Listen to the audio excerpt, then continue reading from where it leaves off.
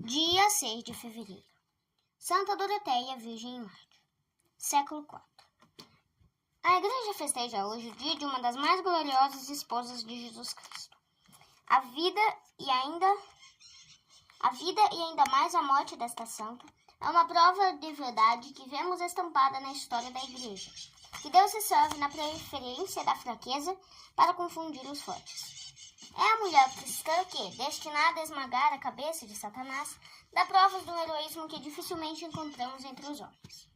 Daí o ódio que Satanás vota à mulher cristã. Ódio este fundado no medo e na convicção da impotência dos seus esforços. Doroteia, filha do senador romano, nasceu em Cesareia, na Capadócia. De educação distintíssima, Doroteia aliava à riqueza dotes invejáveis, naturais e sobrenaturais. Tinha o governador Fabrício recebido ordens imperiais para exterminar a religião cristã. Uma das primeiras vítimas foi Doroteia. Embora pouco aparecesse em público, era uma verdadeira apóstola de Cristo, pela atividade que desenvolvia entre os cristãos, animando-os à constância na luta contra os perseguidores. Citada perante o governador, este sem delongas exigiu que sacrificasse aos deuses. Pronta lhe veio a resposta. Sendo cristã, só servirei a Deus, Rei do céu e da terra. Para os deuses não tenho senão desprezo. Na discussão que se seguiu a estas palavras, Fabrício, cativo pela formosura de Doroteia, fingiu que iria sujeitá-la à tortura, para que torná-la mais condescendente. Doroteia, porém, disse aos algozes: Que esperais? Fazei o que é vosso dever. Sofrer pelo amado do meu coração é delícia. Vendo que não conseguiu o intento, Fabrício entregou a Mártir a duas irmãs, Cresta e Calista, que há pouco tempo haviam negado a fé. O resultado foi que as duas apóstatas, movidas pela argumentação e pela oração da santa, se arrependeram da falta e apresentaram-se a Fabrício, declarando fidelidade a Cristo até a morte. A recompensa foi a condenação das duas irmãs à morte. Amarradas uma à outra, foram ambas queimadas vivas e metidas em enxofre fervente. Doroteia, longe de lastimar a sorte das companheiras, felicitou-as pela palma do martírio. Ela mesma foi estendida sobre o instrumento da tortura, barbaramente açoitada e de 1000 modos atormentada. Como sinal de desprezo pelas dores, Doroteia louvava a Deus em altas vozes e demonstrava grande satisfação. Perguntada por Fabrício por que se alegrava, respondeu-lhe: Hoje é o dia mais belo da minha vida, pois arrebatei duas irmãs das garras do demônio e ganhei-as para Cristo. Regozijo-me por isto e com os anjos e santos. Meu coração arde em desejo de estar com meu esposo divino. Ah, Fabrício, és tão inepto com teus deuses. Fabrício, fora de si diante desta ofensa, condenou a Santa Mártir à morte pela espada. A donzela, ouvindo a sentença, exclamou jubilosa: Graças a meu Deus, que me chama às núpcias eternas. Era inverno e fazia muito frio. A natureza apresentava um aspecto triste. Nas árvores se viam os galhos desfolhados e secos. Em caminho para o lugar do suplício, Doroteia disse às amigas que a acompanhavam: Como é triste a terra e sem vida. Feliz de mim que vou para uma terra onde sopram ares mais suaves, onde é mais claro o brilho do sol, onde verdejam os campos, brotam fontes cristalinas, onde no jardim de meu esposo vicejam as flores, desabrocham os lírios em toda a formosura, abrem-se as rosas em todo o fulgor e amadurecem os frutos do paraíso.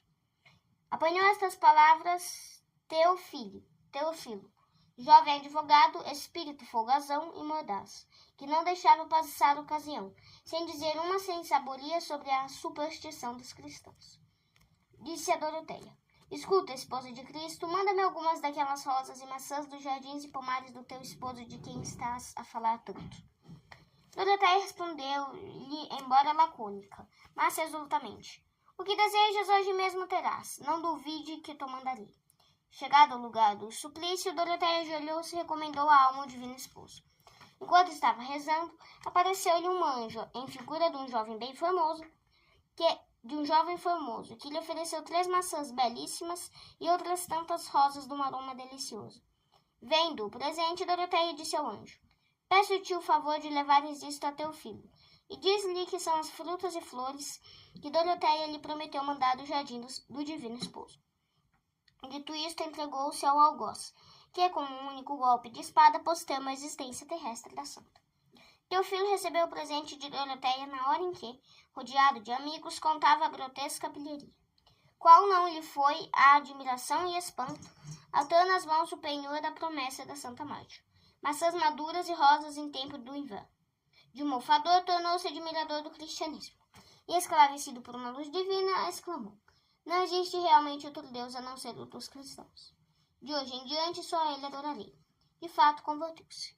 Tendo Fabrício notícia desta conversão, mandou chamar Teofilo à sua presença, para em pessoa ter a confirmação do ocorrido. Teofilo, de fato, declarou sua decisão absoluta a seguir o exemplo de Doroteia e abandonar o culto dos deuses, ainda que lhe custasse a vida. Custou-lhe a vida, pois Fabrício o condenou à morte pela espada. A pena foi executada imediatamente e um martírio de pouca duração levou Teofilo à bem-aventurança eterna. Pouco antes da execução, Fabrício lhe disse: poupa, desgraçado, tua vida. Ao que Teofilo respondeu: e tu, mais desgraçado que eu, tem pena de tua alma. Pouco importa o corpo, contanto que salve a minha alma e entre no gozo do meu Deus. As relíquias de Doroteia e Teofilo acham-se em Roma, na igreja consagrada à memória dos dois mártires. Reflexões. 1. O mau exemplo das irmãs e os maus conselhos de muitas outras pessoas não conseguiam afastar Santa Doroteia da lei de Deus. Muitos são os homens que, vendo-se rodeados de maus exemplos, os seguem e imitam, embalando a consciência com desculpas vãs, como se Deus não reparasse nas faltas cometidas, no meio de um dilúvio de pecados.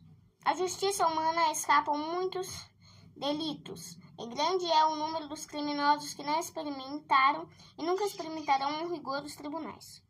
A Deus, porém, são patentes todos os pecados, e os individuais como os da coletividade, e cada um deve prestar contas à justiça divina. Grande foi o número dos maus anjos. Todos receberam castigo e nenhum dos que se revoltaram contra Deus ficou no céu. O dilúvio foi exterminado a humanidade toda, com exceção dos membros da piedosa família de Noé. Os habitantes de Sodoma e Gomorra pereceram todos, nas chamas da divina vingança. Assim foi e assim será sempre. Nenhum dos que contra Deus operam praticando o mal conseguirá esconder-se dos raios da justiça divina. Se andares com eles receberás a paga.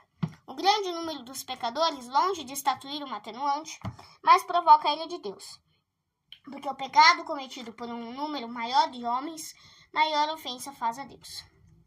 2. Os castigos de Deus são terríveis e eternos.